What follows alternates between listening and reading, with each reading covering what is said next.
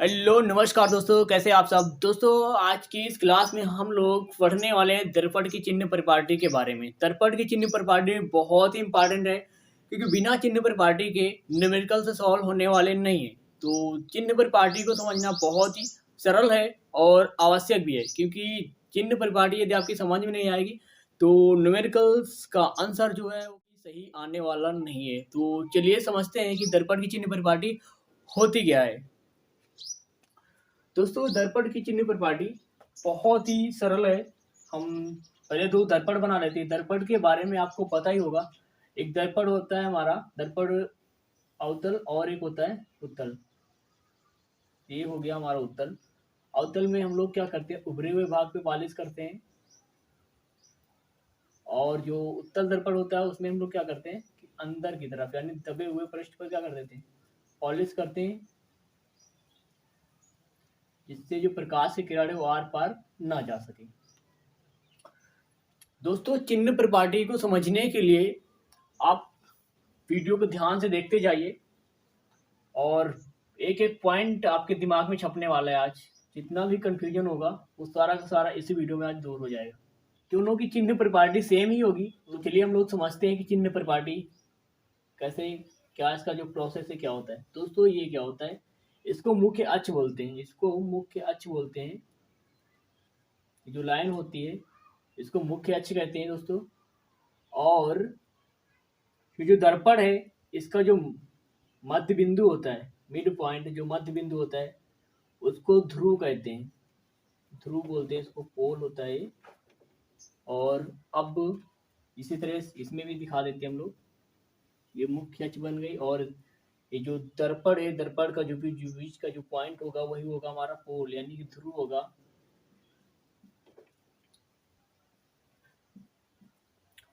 अब यहाँ पर समझते हैं कि फर्स्ट पॉइंट क्या है हमारा। देखिए, फर्स्ट पॉइंट चिन्ह परिपाटी का है कि जितनी भी दूरियां मापेंगे हम लोग, जितनी भी दूरियां मापेंगे वो सारी की सारी दूरियां दर्पण के ध्रुव से मापी जाएंगी। जितनी भी दूरियां मापेंगे यहाँ पर, सारी की सारी दूरियां दर्पण के ध्रुव यानी यहाँ से मापी जाएंगी, चाहे वो अवतल दर्पण हो और चाहे वो उत्तल दर्पण हो। तो ये हो गया इसका सभी दूरियां, सभी दूरियां ध्रुव से मापी जाती हैं। ये इसका पहला पॉइंट हो गया। अब इसका दूसरा जो पॉइंट है वो देखिए। तो फर्स्ट पॉइंट आपकी समझ में आ रहा होगा कि जितनी भी दूरियां हम मापेंगे वो दर्पण के ध्रुव से मापेंगे। दर्पण का ध्रुव आपकी समझ में आ गया होगा कि जो दर्पण का मध्य बिंदु होता है, मिड पॉइंट, वही दर्पण का ध्रुव होता है। तो इसका जो सेकेंड रूल है चिन्ह परिपाटी का, वो है कि दर्पण के दाएं ओर की सभी दूरियां, दाएं ओर का मतलब जो ध्रुव है उसके दाईं ओर की, मतलब ये ध्रुव यहाँ से इस ओर की दाईं ओर की जितनी भी दूरियां हैं वो सभी धनात्मक चिन्ह के साथ ली जाएंगी, और ध्रुव से बाईं ओर की जितनी भी दूरियां होंगी वो सब ऋणात्मक चिन्ह के साथ मापी जाएंगी। इतना आपकी समझ में आ गया होगा। तो लिख देता हूं मैं यहाँ पर, ध्रुव से जो बाईं ओर की दूरियां हैं, बाईं ओर की जितनी भी दूरियां हैं वो ऋणात्मक चिन्ह के साथ,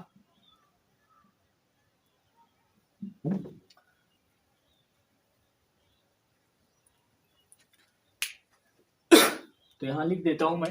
हाँ, दर्पण के ध्रुव से बाएं ओर की सभी दूरियां ऋणात्मक चिन्ह के साथ, ऋणात्मक चिन्ह के साथ तथा दाएं ओर की सभी दूरियां, दाएं ओर की सभी दूरियां धनात्मक चिन्ह के साथ ली जाती हैं। दोस्तों, फिर से समझते एक बार। तो पहला हमारा रूल है चिन्ह परिपाटी का कि सभी दूरियां दर्पण के ध्रुव से मापी जाएंगी। मतलब जो ध्रुव होता है दर्पण का मध्य बिंदु, ध्रुव दर्पण का मध्य बिंदु होता है। और जो चिन्ह परिपाटी का सेकेंड रूल है, दूसरा जो नियम है इसका, वो है कि दर्पण के बाएं ओर, मतलब दर्पण ये है, और इसके ध्रुव से, दर्पण के ध्रुव से बाएं ओर की जितनी भी दूरियां मापी जाएंगी वो सब ऋणात्मक चिन्ह के साथ ली जाएंगी, और ध्रुव से दाएं ओर की ओर मापी जाने वाली सभी दूरियां धनात्मक चिन्ह के साथ ली जाएंगी। दोस्तों इतना आपकी समझ में आ गया होगा। अब हम लोग इसका तीसरा जो रूल है उसको समझते हैं।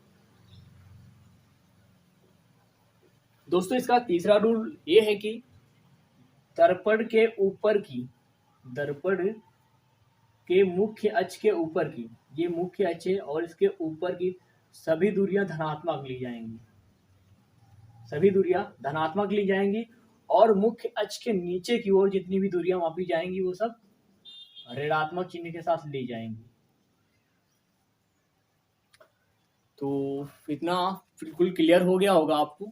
अभी न्यूमेरिकल्स लगाएंगे और भी मजा आएगा, वहां पर आसानी से समझ में आने वाला है। न्यूमेरिकल्स में आपको क्लियर होगा ये पूरी की पूरी चिन्ह प्रपाटी किस तरह से यूज होती है वहां पर। और इसका जो तीसरा नियम है वो ये है कि दर्पण के मुख्य अक्ष, दर्पण के मुख्य अक्ष के ऊपर, दर्पण ये है और इसका ये मुख्य अक्ष है, मुख्य अक्ष के ऊपर की ओर जितनी भी दूरियां मापेंगे वो सब धनात्मक चिन्ह के साथ मापेंगे, वो सब धनात्मक चिन्ह के साथ, तथा नीचे की जितनी भी दूरियां होंगी, मुख्य अक्ष के नीचे की जितनी भी दूरियां होंगी वो सब ऋणात्मक चिन्ह के साथ लेंगे।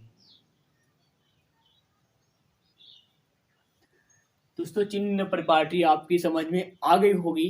अब आते इस पे उत्तल दर्पण पे। सेम वही प्रोसेस इसमें भी है। ये ध्रुव है और ध्रुव दर्पण का मध्य बिंदु होता है। ध्रुव जितनी भी दूरियां मापी जाएंगी दर्पण के ध्रुव से मापी जाएंगी, फर्स्ट रूल।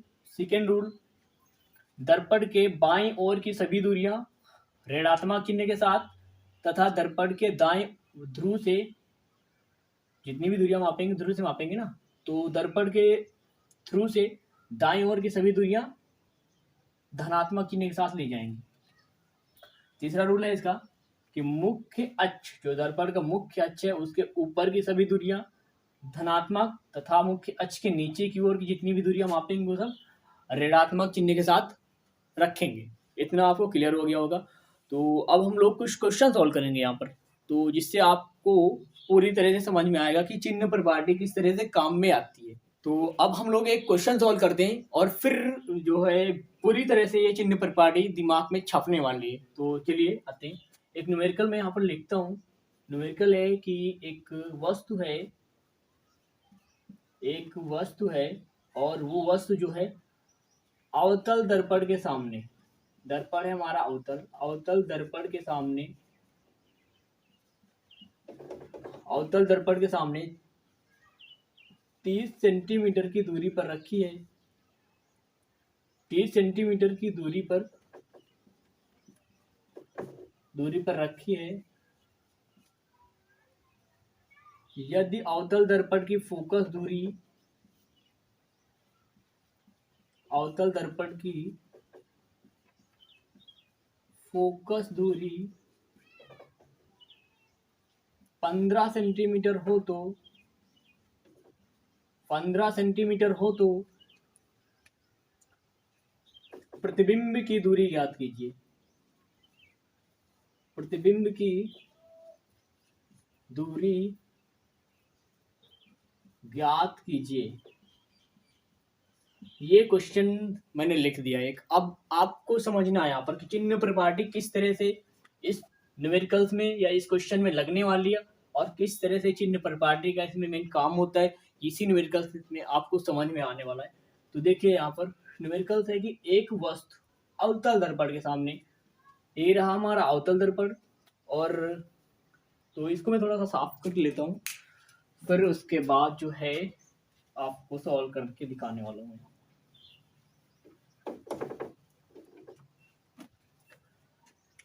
तो एक वस्तु है अवतल दर्पण के सामने रखी है, कितने सेंटीमीटर की दूरी पर, 30 सेंटीमीटर की दूरी पर रखी है। ये रहा हमारा अवतल दर्पण, मैं फिर से बनाता हूँ, और ये रहा दर्पण का ध्रुव, और दर्पण के सामने 30 सेंटीमीटर की माना यहाँ पर कोई वस्तु रखी है, यहाँ पर ये 30 सेंटीमीटर की दूरी है। यहाँ से दूरियां ध्रुव से मापते हैं ना, तो यहाँ से दूरी मापेंगे हो जाएगी 30 सेंटीमीटर। अवतल दर्पण के सामने 30 सेंटीमीटर की दूरी पर रखी है वस्तु, और इस अवतल दर्पण की जो फोकस दूरी है माना कितनी है, दिया है क्वेश्चन में 15 सेंटीमीटर। अवतल दर्पण की जो फोकस दूरी है वो दी है 15 सेंटीमीटर। अब यहाँ पर हमको निकालना है कि प्रतिबिंब कितनी दूरी पर बनेगा। प्रतिबिंब की दूरी निकालनी मतलब कि v का मान निकालना है हमको। क्वेश्चन में दिया क्या क्या पहले वो लिखते हैं। दिया है कि एक अवतल दर्पण के सामने मतलब वस्तु की दूरी दी है, वस्तु की दूरी दी है।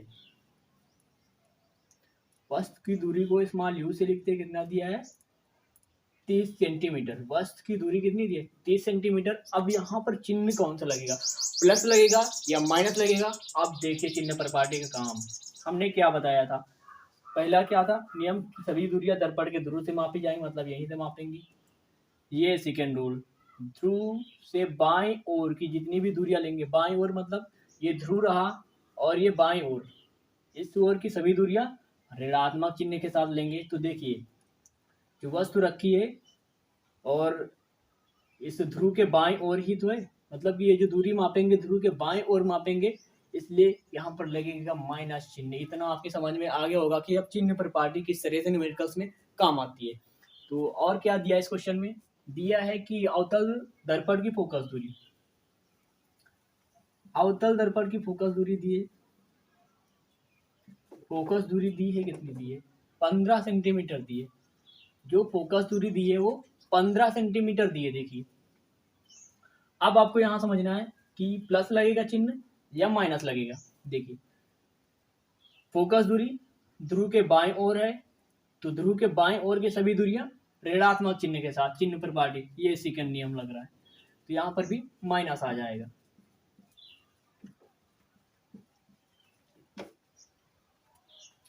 इसके बाद हमको निकालना है कि प्रतिबिंब की दूरी ज्ञात कीजिए। अब हमको वस्तु की दूरी पता है, अब हमको वस्तु की दूरी यहाँ पर पता है, फोकस दूरी भी पता है, मतलब प्रतिबिंब कितनी दूरी पर बनेगा जाके, प्रतिबिंब कितनी दूरी पर बनेगा जाके, मतलब स्मॉल v का मान हमको निकालना है। ये क्वेश्चन मार्क लगाया मैंने, यहाँ पर क्वेश्चन मार्क लगाया मैंने। अब क्या करते हैं, इसका मान निकाल लेते हैं। दर्पण सूत्र तो पता ही होगा आप सभी को, दर्पण सूत्र क्या होता है, दर्पण सूत्र क्या होता है, पर लिख लो कॉपी पे जल्दी से। और ये होता है हमारा दर्पण सूत्र।